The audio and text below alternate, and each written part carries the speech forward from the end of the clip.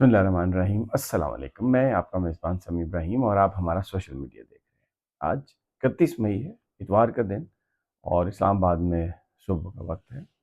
آج بھی موسم قدرے کم گرم ہے، تھوڑے تھوڑے بادل ہیں، لیکن یہ نہیں کہا جا سکتا کہ بارش ہوگی۔ اور آج جو خبریں میں آپ کو دوں گا اس میں ایک تو پارلیمانی پارٹی کا اجلاس بلا لیا گیا ہے، صوبائی پارلیمانی پارٹی کا۔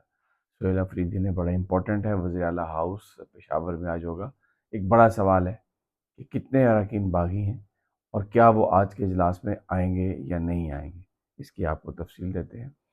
کشمیر میں جو مذاکرات تھے وہ ڈیڈ لاک بالکل ناکام ہو گئے، کسی پوائنٹ پر بھی پیش رفت نہیں ہو سکی۔ اور جو 9 جون کی ہڑتال ہے، جو جوائنٹ عوامی ایکشن کمیٹی ہے، انہوں نے اعلان کیا ہے کہ وہ جو ہڑتال ہے وہ ہوگی اور اس کی بھرپور تیاری کی جائے۔ حکومتی اراکین جن میں رانا ثناء اللہ ہیں، ان کا خیر یہ دعویٰ ہے کہ ابھی مذاکرات ناکام نہیں ہوئے، ابھی مذاکرات ہو رہے ہیں، لیکن بیچ میں ایک آل پارٹیز کانفرنس بلا لی گئی ہے اور کہا گیا ہے کہ کشمیر کی، کہ جب یہ ہو جائے گا تو کانفرنس ہو جائے گی تو اس کے بعد 6 یا 7 کو ایک اور مذاکرات کا سیشن ہوگا۔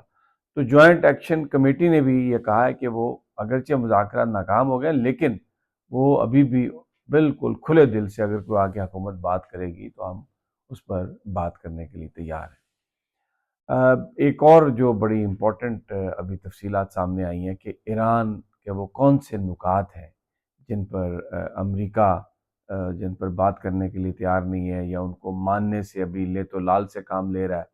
اور امریکی جو وزیر جنگ ہیں وہ بار بار دھمکیاں دے رہے ہیں کہ ہم جنگ کی طرف واپس جا سکتے ہیں۔ اور ایران کا یہ کہنا ہے کہ جو کنڈکٹ ہے اس وقت ڈونلڈ ٹرمپ کا، اس کے بعد اس بات کی کوئی امکان نہیں ہے کہ یہ کوئی سنجیدہ سفارتکاری کر سکتے ہیں۔ لیکن بہرحال وہ جو میمورنڈم آف انڈرسٹینڈنگ ہے، ایران نے ابھی بھی کہا ہے کہ اگر اس پہ امریکہ سائن کرتا ہے، ڈونلڈ ٹرمپ سائن کرتا ہے، تو یہ ایک اچھی شروعات ہو سکتی ہے۔ مریم نواز صاحبہ کی سرجری کے حوالے سے بہت زیادہ اسپیکولیشن ہے۔ اگرچہ حکومت نے یہ اعلان کیا کہ ان کی لاہور میں شریف ہاسپٹل میں میجر سرجری ہوئی، لیکن ابھی تک گفتگو جاری ہے۔ کچھ لوگ یہ دعویٰ کر رہے ہیں کہ یہ سرجری باکو میں ہوئی، سوشل میڈیا پر انکنفرم رپورٹ ہے، اور یہ شریف ہاسپٹل میں نہیں ہوئی۔ اور یہ بیسیکلی وہ جو پیرا تھائرائڈ ہے اس کی یہ سرجری ہے۔ جنیوا میں بھی اس سے پہلے ان کا علاج ہو چکا ہے۔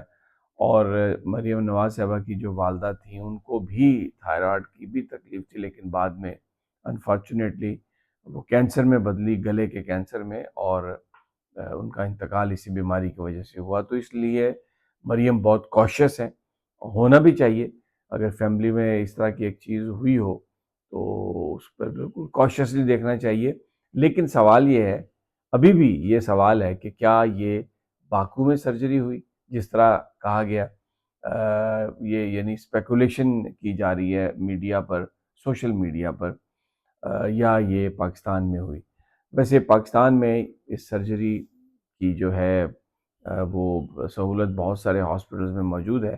شریف ہاسپٹل میں بھی ایک شعبہ موجود ہے جو یہ سب کچھ کر سکتا ہے، سرجری بھی ہو سکتی ہے، لیکن بہرحال ابھی ایک یہ جو اسپیکولیشن ہے وہ چل رہی ہے۔ تو سب سے پہلے تو جو کشمیر کی مذاکرات ہے اس کے بارے میں آپ کو میں مزید تفصیل دے دیتا ہوں، اس پر بات کر لیتے ہیں۔ 3 دور ہوئے، اور جو آخری دور ہے وہ رات کو 11:30 بجے ختم ہوا، اور تقریباً دوپہر 2 بجے سے یہ مذاکرات ہوئے۔ اس میں حکومت کی طرف سے تو وہ میں بتا چکا ہوں پہلے بھی، پیپلز پارٹی کی طرف سے قمر زمان قاہرہ تھے، راجہ پرویز اشرف تھے، جبکہ دوسری طرف سے احسن اقبال تھے، رانا ثناء اللہ تھے، طارق فضل چودھری تھے، آزاد کشمیر کے وزیر اعظم فیصل راٹھور بھی، کیونکہ وہ پیپلز پارٹی کے ہیں، اس میں تھے۔ جو وزیر کشمیر ہیں امیر مقام، وہ شریک نہیں تھے۔ کمیٹی کے کچھ اراکین نے کہا ہے کہ ہم نے یہ بتایا تھا، شرط رکھی تھی کہ وہ مذاکرات میں شامل نہیں ہوں گے، کیونکہ وہ پچھلے مذاکرات میں بھی تھے اور کمیٹی کے لوگوں کو ان کے بارے میں تحفظات ہیں۔ لیکن حکومتی لوگ یہ کہتے ہیں کہ وہ گلگت بلتستان میں مصروف تھے کیونکہ وہاں پر بھی الیکشن ہو رہے ہیں۔ اچھا، اب مسئلہ یہ ہے کہ گلگت بلتستان کا جو الیکشن ہے اس میں بھی ایک بڑی سچویشن بنی ہوئی ہے، کیونکہ جو پی ٹی آئی کے لوگ ہیں ان کو وہاں پر جانے کی اجازت نہیں ہے، لیکن جو نون لیگ اور پیپلز پارٹی کے لوگ ہیں ان کو وہاں پہ پروٹوکول بھی مل رہا ہے۔ اور اس میں بہت سارے لوگ یہ کہہ رہے ہیں کہ جو گلگت بلتستان کے آئی جی تھے ان کو جب لگایا گیا چند ماہ پہلے، تو وہ یہ سوچ کے لگایا گیا تھا کہ آگے الیکشن میں انہوں نے اپنا کام دکھانا ہے، تو انہوں نے بالکل وفاق کی طرف سے جو ہدایت گئی ہے پی ٹی آئی کو روکنے کی، ان کے قائدین کو روکنے کی، تو وہ انہوں نے بھرپور انداز میں کام کیا ہے۔ جنید اکبر کو بھی وہاں سے صوبہ بدر کرایا، باقی رہنماؤں کو بھی صوبہ بدر کرایا، اور اب اسد کیسر اور کئی دوسرے لوگ وہاں پر نہیں پہنچ سکے، بلکہ کل تو خواجہ سعد رفیق بھی نہیں پہنچ سکے جب ایئرپورٹ پر ایکسیس روکی گئی۔ تو 22 لوگ ایسے بتائے جا رہے ہیں فلائٹ میں جن کی کنفرم سیٹس تھیں، لیکن وہ وہاں پر نہیں جا سکے۔ دیکھتے ہیں اب یہ 6 یا 7 جون کو کیا مذاکرات ہوتے ہیں، لیکن بھرپور انداز میں کیمپین کی جا رہی ہے۔ اور جو ایک سب سے بڑا پوائنٹ ہے جو میں بار بار کہہ رہا ہوں، وہ مہاجرین کی 12 نشستیں ہیں، جن میں سے 9 پنجاب کی ہیں، اور ایکشن کمیٹی جو ہے وہ ان نشستوں کو ابالش کرنا چاہتی ہے، کیونکہ اس کی بنیاد پر آزاد کشمیر کے لوگ اپنی مرضی کی حکومت نہیں بنا سکتے اور اس میں مداخلت کی جاتی ہے۔ اب پشاور کی طرف پارلیمانی پارٹی کے پی کی اس کا اجلاس، کیونکہ بہت ساری خبریں آ رہی ہیں کہ باغی لوگ آ گئے، فارورڈ بلاک بن گیا، پہلے کہا گیا کہ ان کی تعداد 30 ہے، پھر کہا گیا کہ ان کی تعداد 60 ہو گئی ہے، پھر کہا گیا کہ ان کی تعداد 26-27 ہو گئی ہے۔ اب کتنے ہیں وہ لوگ؟ آج اجلاس بلا لیا گیا ہے، اور اس میں بڑی ہیکٹک، اس سے پہلے کنسلٹیشن ہوئی ہے، منورنگ ہوئی ہے، اور سہیل آفریدی نے بہت سارے لوگوں سے، بہت سارے ایم پی ایس سے بات کی ہے، بلکہ وہ جو ان کے اپنے عبدالغنی آفریدی، ان کے گھر بھی وہ ان اناؤنس گئے ہیں۔ تو جو ان کے قریبی ذرائع ہیں وہ کہہ رہے ہیں کہ 7-8 لوگ ایسے ہیں جو کچھ خفا ہیں، لیکن کوئی پارٹی میں کوئی بغاوت نہیں ہے، لیکن بہرحال پولیٹکس ہے اور پار پولیٹکس ہے، کچھ بھی ہو سکتا ہے۔ آج تو لوگوں کی نظریں ہیں کے پی ہاؤس پہ کہ کتنے لوگ آتے ہیں، کیونکہ ابھی تک یہ کنفرم نہیں ہوا کہ باغی جو اراکین ہیں انہوں نے کیا وہ آئیں گے یا نہیں آئیں گے، اس حوالے سے ابھی انہوں نے کوئی فیصلہ نہیں کیا، but it will be very important, کیونکہ منگل والے دن جب عمران خان صاحب سے ملاقات کا ٹائم ہے، تو کے پی کے وزیر اعلیٰ اور تمام اراکین اسمبلی اور تمام پاکستان سے جو ٹکٹ ہولڈرز ہیں، M N As, M P As, ان کو کال دی گئی ہے اور کہا گیا کہ وہ وہاں پر ضرور آئیں۔ تو اس سارے بیک ڈراپ میں یہ بڑا امپورٹنٹ ہے، یہ جو میٹنگ ہے۔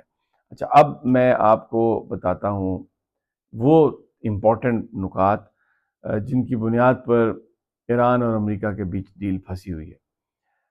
ایران کہتا ہے کہ جس وقت میمورنڈم آف انڈرسٹینڈنگ سائن ہو تو سب سے پہلے آپ نے جو ہمارے $12 بلین کے فروزن ایسٹس ہیں ان کو آپ نے فوری طور پر انفریز کر دینا ہے تاکہ وہ ہمیں مل جائے، ہمارے پاس آ جائے۔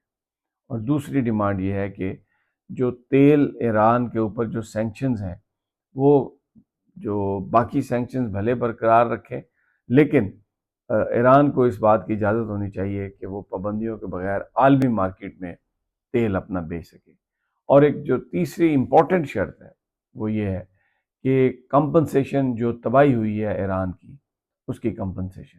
اچھا، امریکہ نہ کمپنسیشن کے معاملے میں کوئی سنجیدگی دکھا رہا ہے، اور نہ ہی جو آئل سینکشنز ہیں ان کے حوالے سے کوئی سنجیدگی دکھا رہا ہے، لیکن جو فروزن ایسٹس ہیں اس کے بارے میں یہ کہہ رہا ہے کہ وہ اس کو بتدریج ان کو ریلیز کر دیا جائے گا۔ تو یہاں پر بات پھنسی ہوئی ہے۔ مجھے اگلی ویڈیو تک اجازت، انشاءاللہ جلد ملاقات ہوگی۔ اللہ نے